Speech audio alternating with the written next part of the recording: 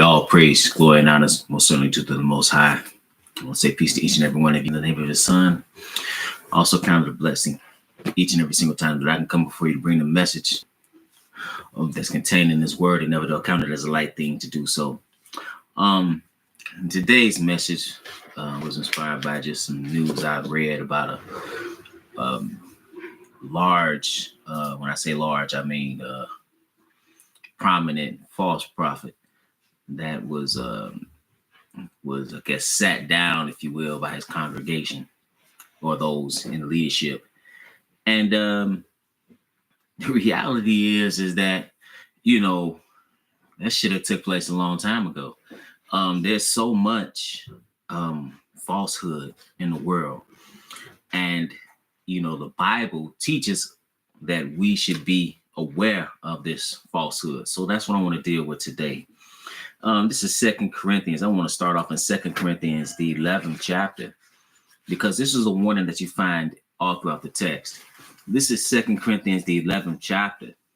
And Paul writes here, "With the God, you could bear with me a little of my folly, indeed bear with me, for I am jealous over you with godly jealousy. For I have espoused you to one husband, that I may present you as a chaste virgin to Christ." So he's talking to the congregation in Corinth, and he's fearful of something. He said, "But I fear lest by any means as a serpent beguile Eve through his subtlety. So your mind should be corrupted from the simplicity that is in Christ." Then he goes on to talk about what some individuals may do. He said, "For if he that cometh preacheth another Jesus whom we have not preached, or if you receive another spirit which ye have not received, or another gospel which ye have not accepted, ye might well bear with him." So imagine somebody could come preaching another Jesus whom they have not preached, or you could receive another spirit, or somebody have another gospel. See, there's only one Lord, one faith, one baptism. There's one gospel, but and yet you have some will come preaching something entirely different. And then he tells you where these are going to come from. He says in verse 13, he said, "For who they are." He said, "For such are false apostles," or messengers. He said, "Deceitful workers, transforming themselves into the apostles of Christ. And no marvel, for Satan himself is transformed into an angel of light. Therefore, it is no great thing if his ministers also be transformed as the ministers of righteousness, whose end shall be according to their works." Okay, so the Bible clearly tells you, Paul the apostle tells you in this epistle, that there are false apostles and that Satan has ministers. Okay, see, just because somebody's preaching to you claiming that they have the word doesn't mean that they are speaking truth. As a matter of fact, when you look at even in the very beginning of the book, in the Bereshit, you find Satan. What was he doing? He brought the word, but he adulterated the word, which is what these false prophets will do. They're not going to tell you, hey, they're working for Satan and let's all go to hell. No, they're going to deceive you, just as he deceived. And that's why he's telling you here that you need to be aware of them. This is 1 John, the 4th chapter. 1 John 4 and verse 1. 1 John 4 verse 1. Here it says, "Beloved, believe not every spirit, but try the spirits, whether they are of God." Then he tells you why. He said, "Because many false prophets are going out into the world." He didn't say some, he didn't say a few, he said many. And that's one of the main warnings that our Messiah gives. When they ask him, it says in Matthew the 24th chapter, and it says, "And as he sat upon the Mount of Olives, the disciples came unto him privately, saying, Tell us, when shall these things be, and what shall be the sign of thy coming and the end of the world?"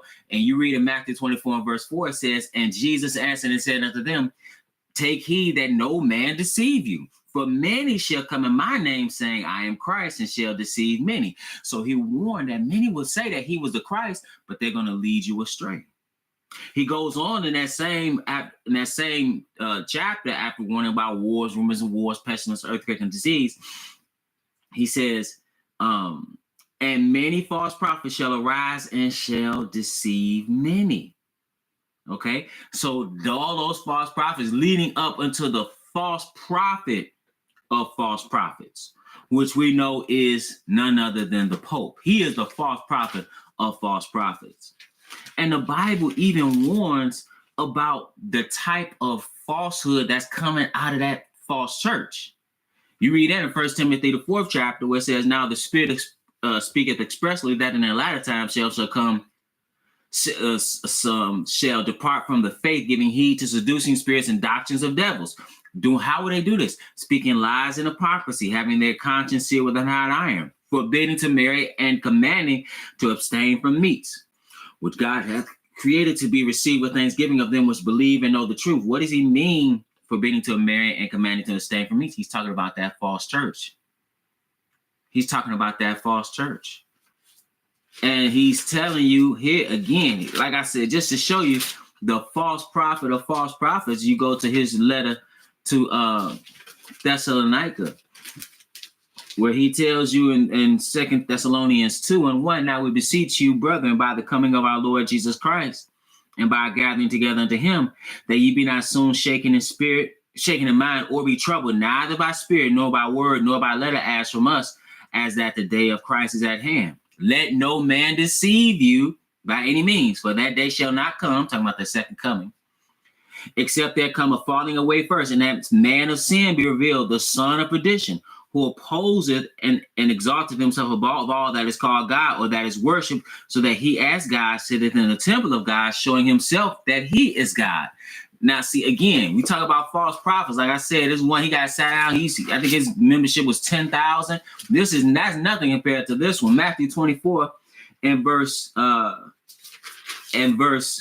15, it says, when ye therefore shall see the abomination of desolation spoken of by Daniel the prophet stand in the holy place, whoso readeth, let him understand. Then he goes on to tell you why. He said, for then shall be great tribulation, such as was not since the beginning of the world to this time, no ever shall be. That is referring to this man of sin, the son of perdition. And you want to talk about some deception. Revelation, the 13th chapter. Revelation, the 13th chapter. It tells you in verse 11. It says, and I beheld another beast coming up out of the earth, and he had 2 horns like a lamb, and he spake as a dragon.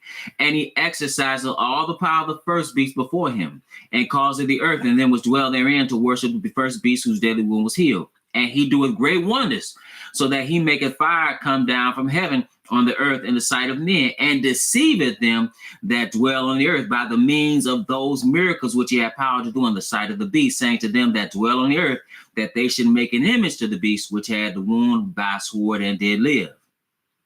Okay, and he's going to have them take a mark, and if you take the mark of the beast, you're going to hell. You are going to hell. As gold don't collect $200, you're going to hell when it's all said and done. So that's the ultimate false prophet. But, you know, the Bible is warning you of false prophets all over. Let's go to back to Matthew, but let's pick it up in Matthew, the 7th chapter, because he even tells you how to identify them. Matthew 7 and verse 15 says, beware of false prophets. What do? He said, which come to you in sheep's clothing, but inwardly they are ravening wolves. Again, they don't look like like they're evil, but they are.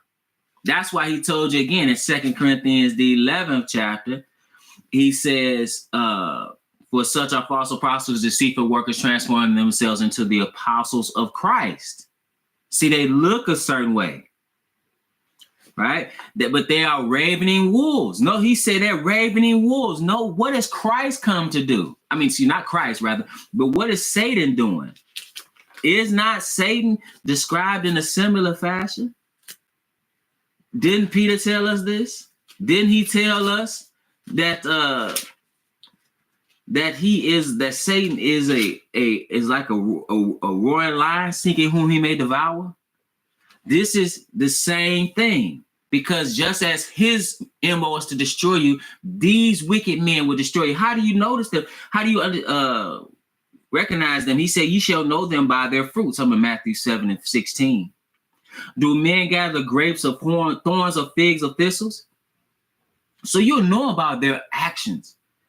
He said, even so, every good tree bringeth forth good fruit, and but a corrupt tree bringeth forth evil fruit. A good tree cannot bring forth evil fruit. Neither can a corrupt tree bring forth good fruit. Every tree that bringeth not forth good fruit is hewn down and cast into the fire. Wherefore he said, every tree that bringeth forth not forth good fruit is hewn down and cast into the fire. Wherefore by their fruits ye shall know them. Okay, so you need to be mindful. Let's go to 2 Peter.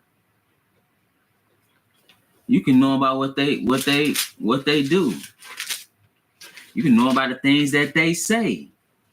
This is 2 Peter, but this warning is all over. 2 Peter 2 and verse 1. He said, but there were false prophets also among the people, even as there shall be false teachers among you.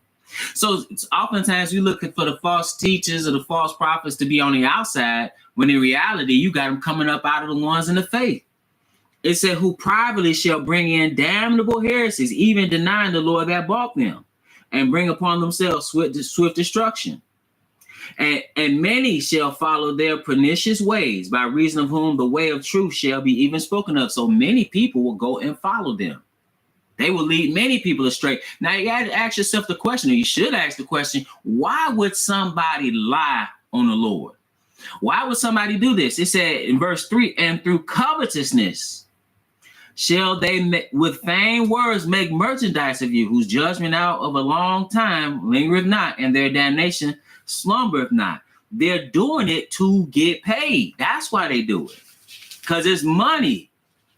Big pimping. It's money to be made. This is what Paul tells you in his epistle to Titus. It says in verse 10, Titus 1 and 10, for there are many unruly and vain talkers and deceivers, especially those of the circumcision. He's talking about especially they of Israel. Then he said, whose mouths must be stopped, who subvert whole houses. Then notice what it says, teaching things which they are not. And he tells you why. He says, for filthy lucre's sake. See, they're doing it for money. That's why even when you read in Timothy about the qualifications of a bishop, one of the qualifications is, it says in chapter 3 and 3, not given to wine, nor striker, nor greedy of filthy lucre. Why? If you greedy of filthy lucre, you're a lot of people. Because the reality is, if you want to get paid, that's one of the easiest ways to get paid, is the ministry. And it's not, I'm not talking about you telling the truth. That's not easy to get paid. I'm talking about when you're going to call yourself getting in the ministry and you're going to lie to people. That's the way to get paid. Because people will pay you to lie to them. People will kill you if you tell the truth. People will persecute you if you tell them the truth. People would hate you if you tell them the truth. They don't want to hear the truth. True ministry is you speaking to people and you're telling them something that they don't want to hear. It's a hard message, the truth. That's why if you read in the Bible, true ministers, look at Paul. Look how they treated Paul when he was coming through. Look at the prophets. The true prophets of the word were persecuted. But now let's pick up in Micah, because this is not a new message that you have to be aware of those that would come with lies, because you've always had those coming with lies. You had Satan in the beginning, you had his minion. This is Micah, the 3rd chapter. And here Micah, the prophet, is telling you about what's wrong with Israel in his day. He says in verse 11, the heads thereof judge for reward. See, it's corruption. He said, the priests thereof teach for hire, and the prophets thereof divine for money. See, it's about getting paid. He said, yet will they lean upon the Lord and say, is not the Lord among us? None evil can come upon us. No, the Lord is not with you if you are in sin. And that's one of the problems we have now as a people. That's why we're not prospering now as a people, because we have turned our back on him and have not turned back unto him. And these false ministers, right? All these false ministers that we have, they not telling the people what they need to know. Because if they were telling the people what they need to know, the people would turn from their sin. And because they haven't, what's going to happen? Same thing. Like you look at here, you have consequence, you have judgment for not turning back to him. Verse 12 says, therefore shall Zion for your sake be plowed as a field, and Jerusalem shall become heaps, and the mountain of the house as the high places of the forest. But see, if the man of God would tell the people what they need to know as far as how to correct their behavior, it wouldn't be the case. Isaiah 56 chapter. But again, this is not new. Isaiah 56 chapter. And it describes these men. It says in verse 10, it says his watchmen are blind. The watchman is a one in a high tower watching over and seeing what trouble is coming over the horizon. That is what the man of God should be doing. The man of the Most High should be telling the people about their sins so they can change. That's why even when you look at Paul's writings, he's writing to these congregations and he's consistently telling them about how to correct themselves. Peter's telling them Peter's telling people what they need to hear. But he said, yea, they are, it says in verse 10, his watchmen are blind, they are all ignorant. They are all dumb dogs, they cannot bark, sleeping, lying down, loving to slumber. So if the watchman is blind, he is of no use because he cannot see. Same thing with these preachers, that they're not of any good because they're not warning you. Then it said they are all dumb dogs. So if you have a watchdog or a security dog and he's mute, he can't bark to warn you, then you don't know that there's a burglar in the house. That's how it is now. You don't know what trouble you in because nobody's telling you. You don't want to hear it anyway. Don't get me wrong. It's not like you want to hear it. It's not like you really want to hear what the Lord had to say. But nevertheless, this is how the people are. This is how I'm holding a finger here in Isaiah 56. See, there's a problem with the people too. The people don't want to hear the truth. This is Isaiah the 30th chapter in verse 8. It says, now go write it before them in a table and note it in a book, that it may be for the time to come forever and ever. That this is a rebellious people, lying children that will not hear the law of the Lord. See, they don't want to actually hear the law. But that's what a priest would tell you. That's what a preacher, a pastor, that's what a teacher, that's what they would tell. They would be instructing you according to the law. Because that's how you know what morality is. But nevertheless, the people don't want to hear this. It says that this is a rebellious people, lying children that will not hear the law of the Lord, will say to the seers, see not, and to the prophets, prophesy not unto us right things, speak unto us smooth things, prophesy deceits. That's like even when Jeremiah came unto the people, they said, tell us what the Lord said. He told them what the Lord said. They said, the Lord ain't talk to you. That's how the people actually are. That's the mentality. So if that is your mentality, it's kind of like your political leaders. You get the political leaders that you deserve. See, when the true man of the Most High come to you and you reject him and accept the one that's lying to you, that says something about you. But now this is Isaiah 56 chapter again. He said his watchmen are blind. They are all ignorant. They are all dumb dogs. They cannot bark, sleeping, lying down, loving to slumber. Again, if they're not going to warn you, they are no good to you.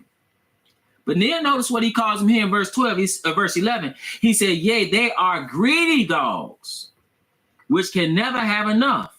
So what do he mean by greedy dogs? He means they want some money. And again, if you want money from people, you're not worried about necessarily telling them the truth, because you worried about them giving you some money, and people will pay you to lie to them. Notice how it describes them here in Ezekiel, the 34th chapter. He said in verse 2, son of man. Now he's talking to a true prophet. He says, prophesy against the shepherds of Israel. Prophesy and say unto them, thus saith the Lord God unto the shepherds. Woe be to the shepherds of Israel that do feed themselves. Should not the shepherds feed the flock? See, a true shepherd is worried about the flock. He's worried about the people.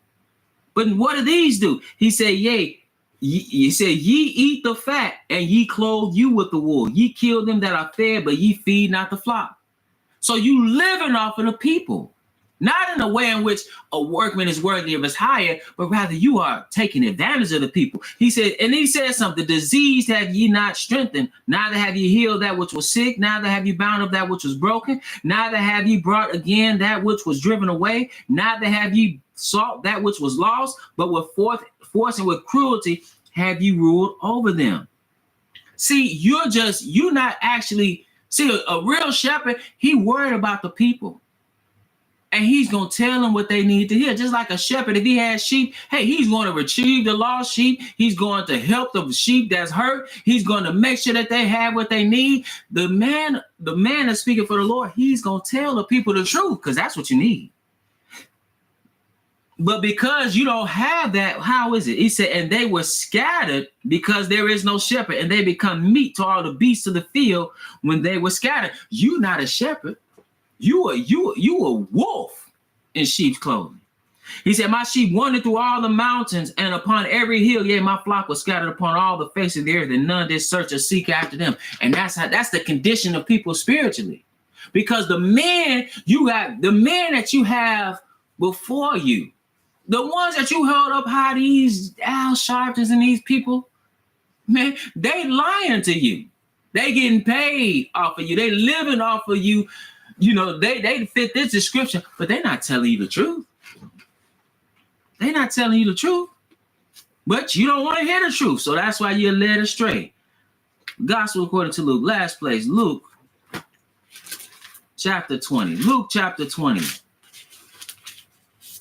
And here he describes the religious leaders in his day. The Messiah does. He says in verse 46, Beware of the scribes which desire to walk in long robes and love greetings in the markets and the highest seats in the synagogues and the chief rooms at feasts. See, they love the position that they have. But notice what they do. It said, which devour widows' houses and for a show make long prayers. The same shall receive greater damnation.